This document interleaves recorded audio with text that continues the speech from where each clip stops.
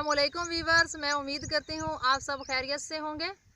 जो नए हैं हमारे चैनल पर वो सबसे पहले हमारे चैनल को सब्सक्राइब करें, बेल आइकन को प्रेस करें ताकि हमारी नई आने वाली वीडियो आप तक बआसानी पहुँच सके।